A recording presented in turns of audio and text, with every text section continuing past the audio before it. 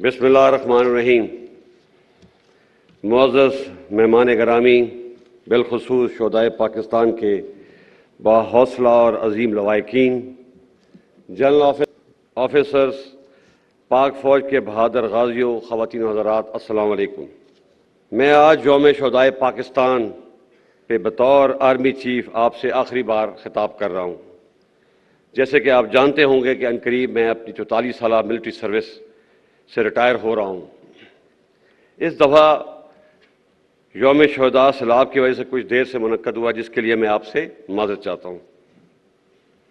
معزز حاضرین، سب سے پہلے میں شہدائے پاکستان کی عظمت کو سلام پیش کرتا ہوں، جو کہ ہمارا فخر ہیں۔ ان کے ساتھ ساتھ ان کے لواحقین کے حوصلے اور صبر و استقامت کو بھی داد دیتا ہوں، اور ان کو یقین دلاتا ہوں کہ فوج کبھی ان کو تنہا نہیں چھوڑے گی اور ان کی تمام دنیاوی ضروریات پوری کرنے کی بھرپور کوشش کرے گی۔ آرمی کمان کے 6 سالہ مدت میں ہزاروں شہداء کے گھروں پہ تعزیت کے لیے گیا، اور آفرین ہے کہ میں نے ہمیشہ ان کے حوصلوں کو بلند پایا، جس نے میرے حوصلے کو بھی تقویت بخشی۔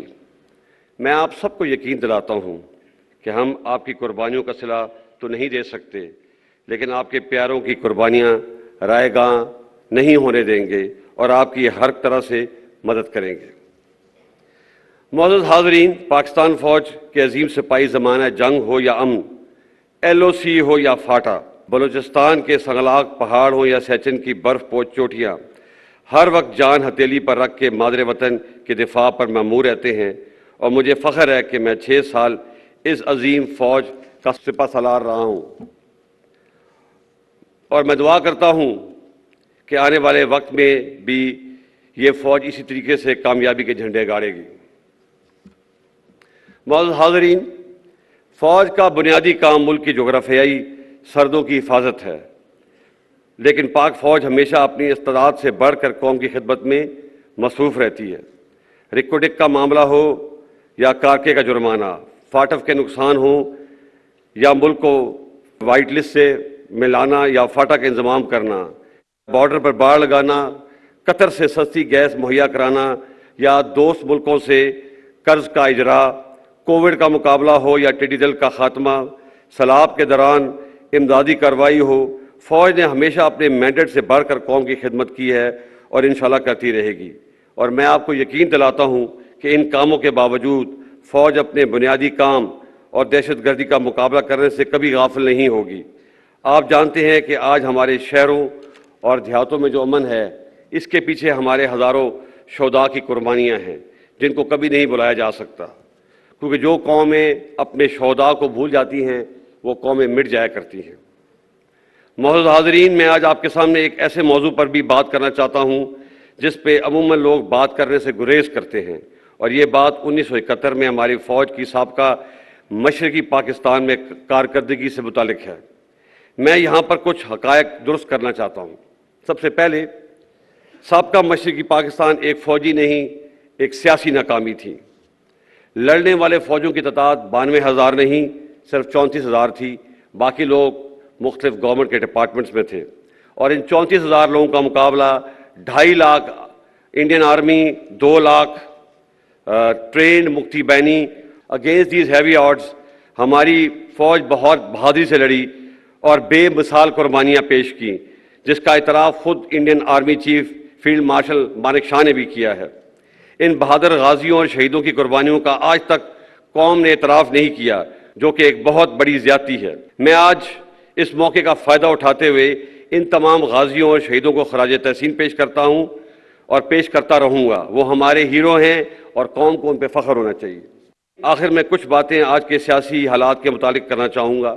میں کافی سالوں سے اس بات پہ غور کر رہا تھا کہ دنیا میں سب سے زیادہ انسانی حقوق کی پامالی، یعنی کہ ہیومن رائٹس کی وائلیشن ہندوستانی فوج کرتی ہے، مگر ان کے عوام کم و بیش ہی ان کو تنقید کا نشانہ بناتے ہیں۔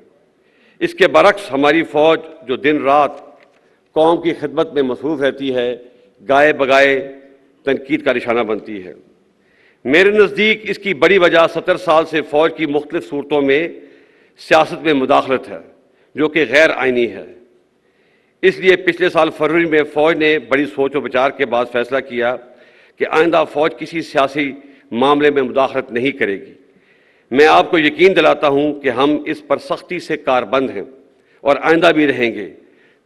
اس آئینی عمل کا خیر مقدم کرنے کے بجائے کئی حلقوں نے فوج کو شدید تنقید کا نشانہ بنا کر بہت غیر مناسب اور غیر شائستہ زبان کا استعمال کیا۔ فوج پہ تنقید عوام اور سیاسی پارٹیوں کا حق ہے، لیکن الفاظ کے چناؤ اور استعمال میں احتیاط برتنی چاہیے۔ ایک جعلی اور جھوٹا بیانیہ بنا کر ملک میں ہیجان کی کیفیت پیدا کی گئی اور ابھی اسی جھوٹے بیانیے سے راہ فرار اختیار کی جا رہی ہے۔ سینئر ملٹری لیڈرشپ کو غیر مناسب القابات سے پکارا گیا۔ میں آپ کو واضح کر دینا چاہتا ہوں کہ فوج کی قیادت کچھ بھی کر سکتی ہے، لیکن کبھی بھی ملک کے مفاد کے خلاف نہیں جا سکتی۔ کیا آپ یہ سمجھتے ہیں کہ ملک میں ایک بیرونی سازش ہو اور آرمڈ فورسز ہاتھ پہ ہاتھ دھری بیٹھی رہیں گی؟ یہ ناممکن ہے، بلکہ یہ ایک گناہ کبیرہ ہے۔ اور جو لوگ یہ سمجھتے ہیں کہ وہ فوج اور عوام میں درار ڈال دیں گے، وہ بھی ہمیشہ ناکام ہوں گے۔ فوج کی قیادت کے پاس اس نامناسب جلغار کا جواب دینے کے لیے بہت سے مواقع اور وسائل موجود تھے، لیکن فوج نے ملک کے وسیع تر مفاد میں حوصلے کا مظاہرہ کیا اور کوئی بھی منفی بیان دینے سے اجتناب کیا۔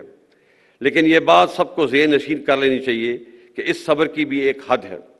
میں اپنے اور فوج کے خلاف اس نامناسب اور جارحانہ رویے کو درگزر کر کے آگے بڑھنا چاہتا ہوں، کیونکہ پاکستان ہم سب سے افضل ہے۔ افراد اور پارٹیاں تو آتی جاتی رہتی ہیں، لیکن پاکستان انشاءاللہ ہمیشہ قائم رہنا ہے۔ فوج نے تو اپنا کتھارسس شروع کر دیا ہے۔ مجھے امید ہے کہ ہماری سیاسی پارٹیاں بھی اپنے رویے پر نظر ثانی کریں گی، اور یہ بھی ایک حقیقت ہے کہ پاکستان میں ہر ادارے، سیاسی پارٹیوں اور سول سوسائٹی سے بھی غلطیاں ہوئی ہیں۔ ہمیں ان غلطیوں سے سبق سیکھنا چاہیے اور آگے بڑھنا چاہیے۔ معزز حاضرین، میں وثوق سے کہہ سکتا ہوں کہ پاکستان آج سنگین معاشی مشکلات کا شکار ہے، اور کوئی بھی ایک پارٹی پاکستان کو اس معاشی بحران سے نکال نہیں سکتی، جس کے لیے سیاسی استحکام لازم ہے۔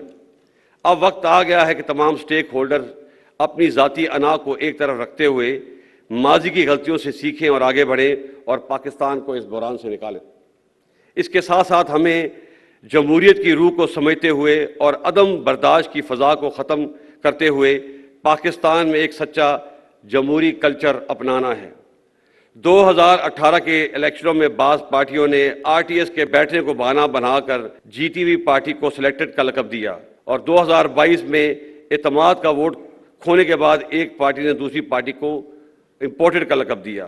ہمیں اس رویے کو رد کرنا ہوگا۔ ہار جیت سیاست کا حصہ ہے، اور ہر پارٹی کو اپنی فتح و شکست کو قبول کرنے کا حوصلہ پیدا کرنا ہوگا، تاکہ اگلے الیکشن میں ایک امپورٹڈ یا سلیکٹڈ گورنمنٹ کے بجائے الیکٹڈ گورنمنٹ آئے۔ جمہوریت حوصلہ برداشت اور عوام کے رائے عامہ کے احترام کا نام ہے۔ اگر پاکستان نے آگے بڑھنا ہے تو ہمیں عدم برداشت اور میں نہ مانوں کے رویے کو ترک کرنا ہوگا۔ معزز حاضرین، ہمارے لیے پاکستان نعمت خداوندی ہے۔ ہمارا وجود اس کی سلامتی اور بقا سے وابستہ ہے۔ اس کی آزادی اور استحکام کے لیے شہداء نے بے پناہ قربانیاں دی ہیں، اور ہمیں ان پہ فخر ہے۔ میں شہداء کے لواحقین کا شکریہ ادا کرتا ہوں جنہوں نے اس تقریب میں آ کر اس تقریب کو رونق بخشی۔ آپ سب پوری قوم کا سرمایہ افتخار ہیں۔ یہ تجدید عہد کا دن ہے۔ آئیے مل کر یہ عہد کریں کہ ہم اپنے شہداء اور غازیوں کی تابندہ تاریخ کو ہمیشہ زندہ رکھیں گے، اور مل کر پاکستان کی اور بہتری اور ترقی میں اپنا کردار ادا کریں گے۔ مادر وطن کی حفاظت اور سالمیت ہمارا اولین فرض ہے اور رہے گا، جس کو نبھانے کے لیے ہم کسی بھی قربانی سے دریغ نہیں کریں گے۔ اللہ تعالی ہمارا حامی و ناصر ہو۔ پاک فوج زندہ باد، پاکستان پائندہ باد۔